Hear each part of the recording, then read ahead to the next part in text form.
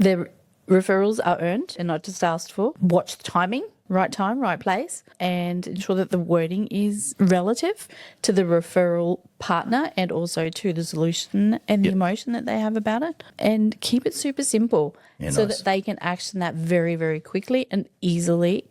And it's clear on who you are looking for based on the solution that you've already achieved for somebody. If you want more time, money, freedom, and have a business that's not reliant on you, then you're in the right place. Each week, Mark Creedon, along with some of the very best business minds in the world, will take you through simple, practical steps you can take to create the business you always wanted. From his own practical experience, Mark will show you how to work less, make more, and get the business you always wanted, the one that you deserve. Now here's your host, one of Australia's most sought-after business coaches, Mark Creedon. Welcome to the latest edition of the Family in Business podcast. And back and joining me in the chair is Caroline. Hi, Mark. And nice to have you back. So last week, sick. I know. Apparently. I know. Or at the happens to the best hairdresser of us. or wherever. Anyway, this week, here's what we're going to talk about. We're going to talk about referrals because we know that so many businesses rely on referrals. And I guess the frustrating thing that we see is so many people doing it wrong and making it hard. So we've got a really simple 5-step referral process that's going to make referrals super easy for you. And that's what we're going to get underway. We're going to show you exactly what those 5 steps are and how you can implement them in your business virtually straight away. Let's get hooking on with that now, Caroline. What's one of the big things we see with people with referrals in their service business is they don't work that well. No, and I think we have this, well, not everybody. That sounds awful. There's a preconceived conception that referrals are a right. We think, well, I'm doing a good job at my business. I'm helping my clients, so I deserve to get referrals back. But that's actually not the case. It's actually a privilege for someone to refer business to you, and it should be treated with that respect. Yeah, so you're not at the risk of disagreeing with my wife. I agree with you in part, but I think there's another aspect to this. So I reckon it is, I think you're right, people think it is a privilege, or they think it is a right, not a privilege, I should say.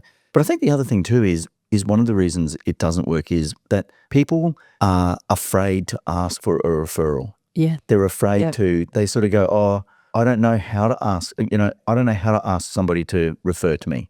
Yeah. And so what they lean on then is like kind of old school ways of, let's put it in your email footer or, let's put it in a Christmas card or, God, we've spoken about that plenty of times on the podcast. But do you know what I mean? So I think you're right. I think, first of all, some people just see it as a right. Rejection. So, people don't want the rejection. That's right. I don't want to be rejected. How embarrassing. Well, that's right. Anyway, let's keep going. Anyway, all right. So if, you're married, then if you know, right? Anyway, so I think that is the big issue that people, you're right. I think you're right. People fear rejection. They're worried that they're going to get rejected or that it's awkward. They don't really know how they go about doing it. And so that's where I think a process is really important. Yeah. And just having that, because what happens, I think, is either people don't ask at all or they ask really awkwardly. Yes. They get the timing wrong. They get the way they ask wrong, or they just kind of hope it happens. Yep. Fingers crossed. It'll happen. Yeah, that's right. But it's not the case. It doesn't just happen. You've got to have a bit of a strategy. There's got to be a process that you feel comfortable with, and it becomes a natural. Yeah, so we've spoken about this before. But Caroline, one of the things that we do see is clients come and go, and their business is going really well. They've got a family business. They're in business with their significant other or their brother, their mother, their father, whatever relative it may be. And things are going really well. And we always say to them, where do you get most of your work from? Oh, I get it from word of mouth or referrals. Oh, great. So how do you go about getting those? Oh, no, I don't have any process. It just happens. And they often say that really proudly. Look how good my business is. I get, 90% of my work comes from referrals. And then you sort of pull the rug out from under them and you say, yeah, great. I wonder how many new clients you'd get if you actually did ask for referrals. Yeah. Yeah. And that's that, like, you kind of shake the tree and watch the low-hanging fruit fall out. We got a 5-step process. There is. Yep. Number 1. The first one is pre-frame, and that is just setting an expectation from the outset.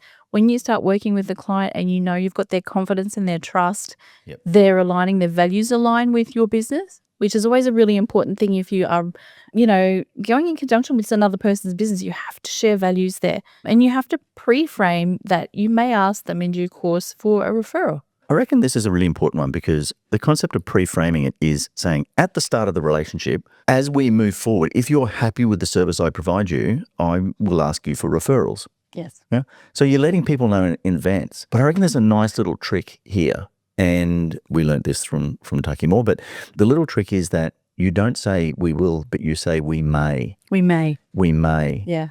So the relationship, if you're listening to this podcast and going, yep, I got a service business and I'd like to get more referrals, when your clients first start working with you, particularly if you're working over an extended period of time, right? If it's an ongoing service or a service that takes, weeks or months to complete, then the trick is to say to them at the outset, hey, just letting you know, referrals make a really big part of our business. So what we love to do is, as we get to know each other better, and if you're happy with the service, we may ask you if you know anybody just like you that you could refer to us. Yeah. And the reason we use the may is because it feels more natural, and it just adds that little bit of, but I want to be asked. I want to have the option. I don't want to miss out and not be that person who doesn't get the opportunity to refer.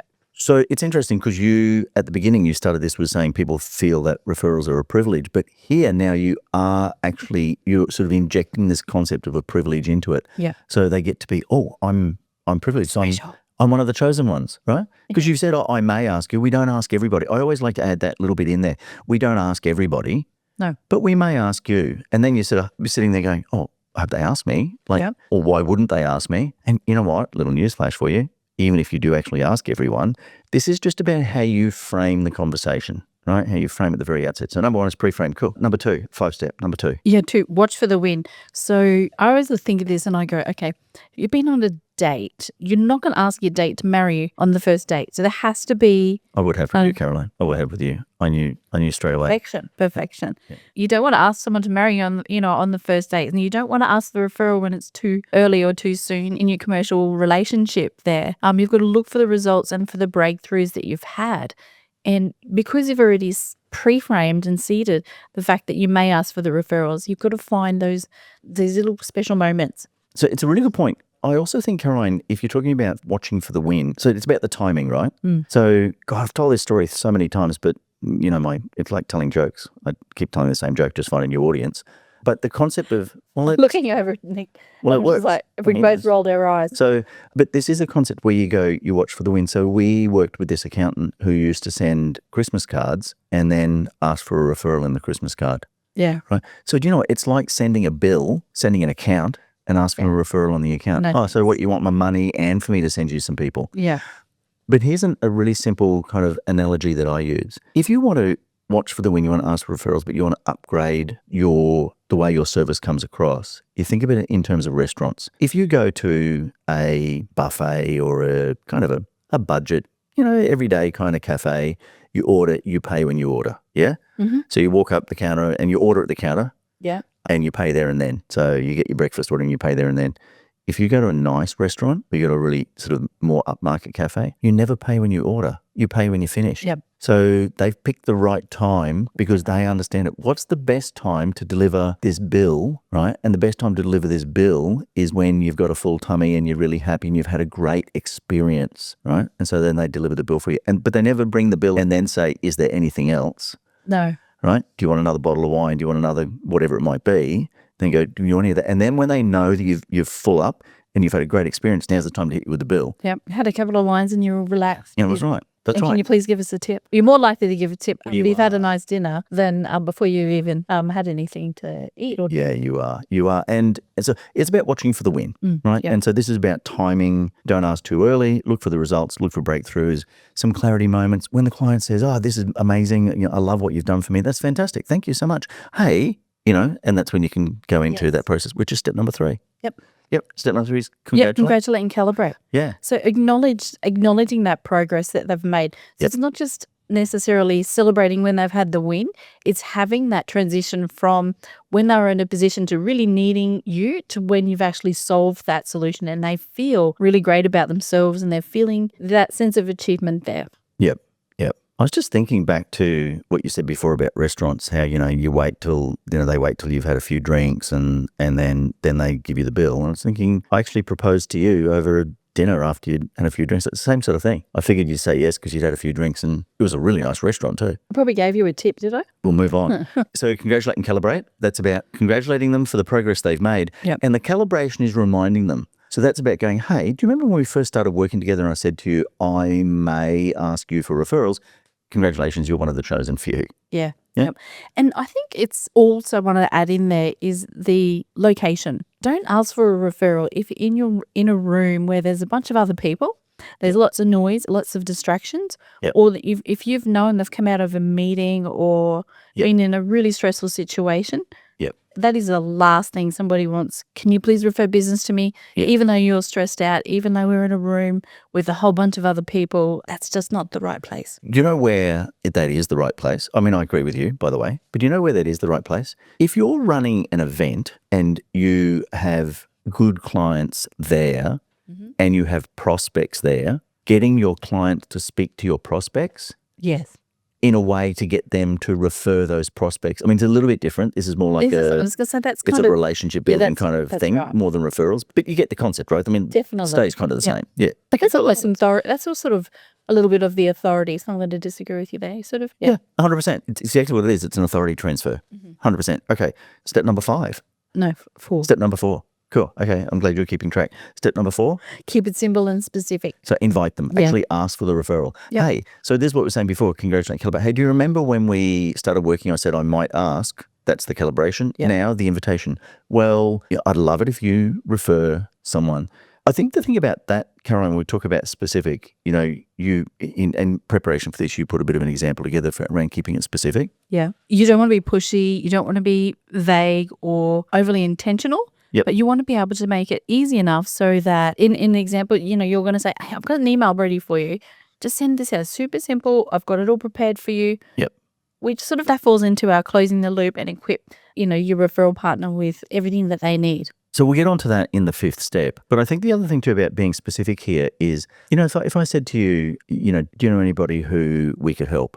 That's a really broad question. And you got to think about all the people that you know, right? Or all the relatives or friends that you have. And you're Maltese, so there's thousands of relatives. So, but if instead I was to say to you, hey, the people at your golf club, do you know anybody that you play golf with? Or do you know anybody that you go to the book club with or whatever it might be? Yeah. So now you're narrowing somebody's thinking process down. Because if you said to me, Mark, do you know anybody who, you could refer to? I go, well, I know like lots of people. But instead if you said, hey, do you know anybody on one of the advisory boards that you're on or something? I go, oh yeah, I do actually. I was having a chat with this lady the other day on that board and I reckon she'd be ideal for this. Yeah.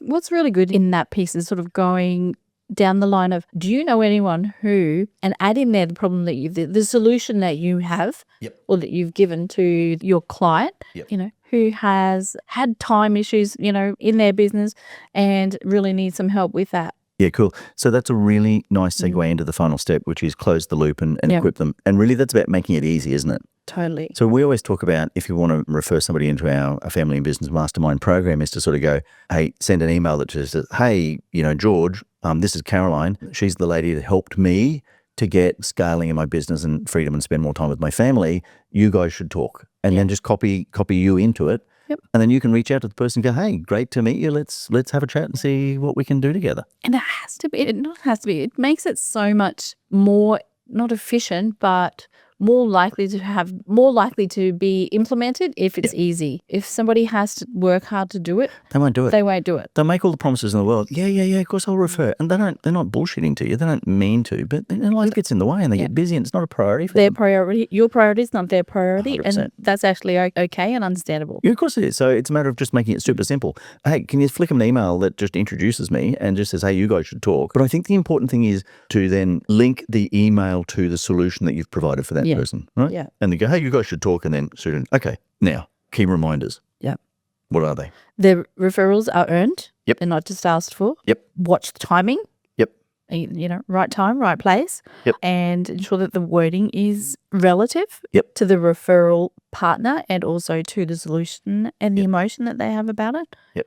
And keep it super simple so nice. that they can action that very, very quickly and easily. And it's clear on who you are looking for based on the solution that you've already achieved for somebody. So 5 steps. Number 1, pre-frame the fact that you're asking referrals. 2, watch for the win. 3, congratulate and calibrate.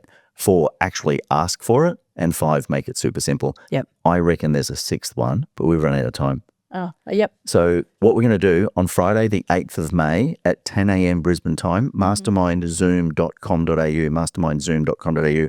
This is one of our regular Focus Friday sessions that is really just for our paid members. But we're going to open up a couple of spots, right? Friday the 8th of May, mastermindzoom.com.au at 10 a.m. Jump on board and we will take you through these 5 steps, show you how they work. We'll share the 6th step with you as well, which I think is really going to supercharge these referrals and just flood your business with referrals if you follow it. Yep. Wonderful. Cool. Thank you, Mark. All right. Thanks, Caroline. Always good to be here. See you in the next episode of the Family and Business podcast.